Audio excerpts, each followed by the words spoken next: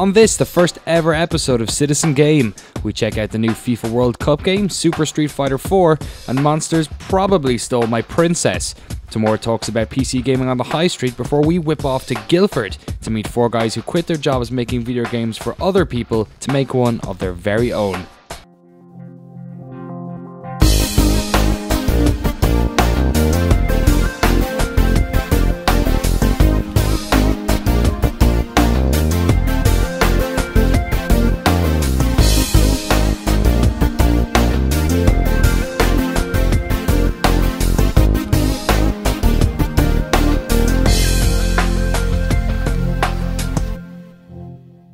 Gaming has always been an expensive pastime, but recently some games companies have started to take the piss.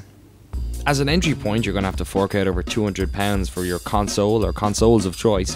Eventually you'll succumb to this new HD world of ours and spend over 2 or 3 times that for a brand new shiny television. And a HDMI cable, a wireless adapter, or maybe a Bluetooth headset, a bigger hard drive, it all starts to add up. If you're lucky enough to have mates, then it's an extra 40 quid for them to play. Then you've got games anywhere between 10 and 60 quid, a fucking top hat for your avatar thing to wear, your very own plastic band. And then there's the dinners and flowers you'll have to buy your neglected partner, the monthly subscription to World of Warcraft to help you escape your bullshit relationship, and inevitably the cardboard boxes needed to pack up all your stuff when she tells you to fuck off. All of this clearly isn't enough for some publishers, so they've created a brand new way to get your hard-earned cash. DLC, or downloadable content. Now, post-release content is nothing new. You've probably bought your fair share of expansion packs over the years. But with the advent of digital distribution, publishers can now bypass the expense of packaging and shipping disc-based expansion packs to be sold in shops all around the world. What this means is that they no longer have to create these large expansion packs to justify the cost of worldwide distribution. The end result is content that's smaller that can be charged at any price that they want. On March 30th, Activision released the Stimulus package for Modern Warfare 2, a game that's already made them well over $1 billion. The pack contains 5 multiplayer maps for the low price of 1,200 Microsoft fake monies, which is basically about a tenner. When you consider that 2 of the maps have been lifted wholesale from Call of Duty 4, that's £3.33 for each map. At the risk of sounding like an old fuddy-duddy, multiplayer maps were cheaper in my day. In fact, free for the most part. You couldn't pick up a magazine without having 200 free Quake levels or the top 50 Half-Life mods crammed onto the cover disc. Supporting your customers is sadly going out of fashion, and even well-meaning games companies like Valve and Epic Games can't escape that. Since you can't install expansion packs or mods onto a console, gamers are forced to download them through the network. And as many console manufacturers won't allow you to use their network without charging the end user, you see otherwise free content costing more on consoles. Valve's recent Left 4 Dead 2 expansion pack, The Passing, is 560 Microsoft points for 360 owners, but is completely free to download if you bought the game on PC. Some say that games cost more to make nowadays because modern gamers are far more discerning, and it's a fair point. Some of your old Mega Drive games would freeze randomly for no reason, but if Gears of War 3's chainsaw is too unbalanced, you can guarantee it'll be a trending topic on Twitter within minutes. In fact, modern games have to tick any number of boxes before we'll even consider playing them. They need sexy looking graphics, multiplayer with 0 lag, an engrossing storyline, some decent voice acting, realistic physics, skateboards, child minding, throwable Koreans. So the argument is that by cramming all of this additional content into a game, production costs inevitably rise, and DLC is just another way of helping to foot that bill. I don't buy it. In reality though, the insane pricing of this Modern Warfare level pack will be forgotten about in a couple of weeks, and that's sort of the problem with slowly rising cost of DLC. You only really notice it when you step back and look over a long period of time. So if you're sick of spending far too much on downloadable content, vote with your pockets, just don't buy into it. Unless of course you're talking about the Spanish commentary pack for FIFA 10.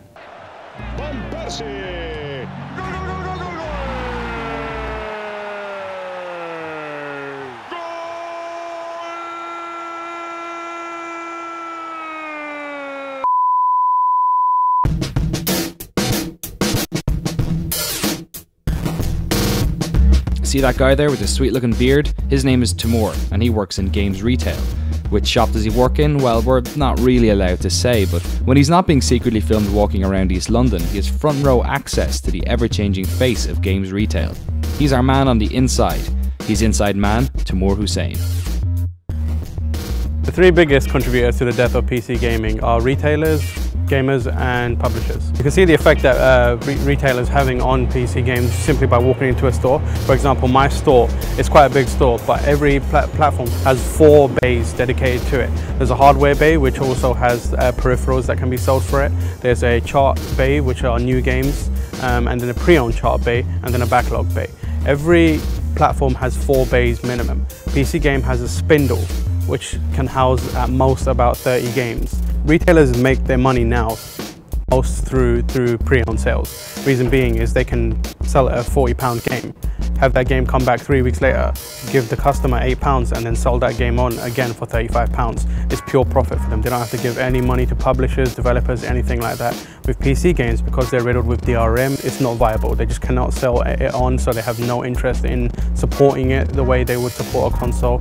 They just leave it. Hardcore PC gamers are probably the biggest to blame, and you can point the finger at them because it's the games that are most aimed at them that are being pirated the most. Stuff like Crisis, Spore was one of the biggest pirated games of 2009, Fallout 3. Soccer Mums, you can't blame them because that segment of the audience, the casual gamer, are only interested in stuff like Farmville, Peggle, Plants vs Zombies, and the adventurous ones, Warcraft. The contribution of publishers is easy to pin down, just bad DRM. With Ubisoft in particular, they require a constant internet connection, and the majority of the time they can't keep their hardware up to regulate that. So even people who are legitimately paying for it and keeping an internet connection are being shafted because Ubisoft side screws up. The way you beat that is by putting your game on something like Steam, where you just pay for it, download it, and you know it's going to work 99.9% of the time. If anything, people should bite the bullet and pull back. The retailers can save so much more time, effort and money just by not putting PC games out anymore. At this point, they're not doing it because it's earning them money. They're doing it just because it's a habit, or they're just trying not to piss off all the publishers by removing all their PC games. If they just pull back, then the developers and publishers won't have to supply them, which means no crazy DRM schemes, and gamers, hardcore PC gamers, will be forced to buy it legitimately through services like Steam. They can't pirate it anymore. Forget about all this election nonsense. The toughest decision you're likely to make in the month of May is whether or not to buy the new FIFA World Cup game. The good news is that FIFA World Cup 2010 South Africa is very hard not to recommend to anybody interested in footy games or this summer's tournament. So what's new? Well, the graphics have been given an update, ball control and player interactions are much tighter, new reaction shots of managers and fans, commentary duties have been taken over by Clive Tilsley and Andy Townsend. So just don't get too ahead of yourself. That would be my message to my players if I was boss of one of those sides. There's a brand new penalty taking system, improved goalkeeper reactions, and over 200 teams, including a bunch of countries you've probably never even heard of. You also have brand new online and offline World Cup tournaments and Captain Your Country mode, where you control a single player on the lead up to the tournament. Welsh, Scottish and Northern Irish football fans can rewrite history by replaying the qualifying campaigns, and gamers from the Republic of Ireland can rewrite history in FIFA's Story of Qualifying mode, which transports you into pivotal moments in the qualifiers, such as that unfortunate France match with a set of goals to achieve. Incredible controversy here, because William Gallas has just scored to put France 2-1, but in the build-up to the goal, Thierry Henry clearly handled the ball. Unfortunately, there's no points on offer for tackling the shit out of Thierry Henry, but that doesn't stop it from being quite a lot of fun anyway. So, let's see how it plays. Earlier, myself and Tamoor took two of the world's greatest footballing nations for a quick little kickabout.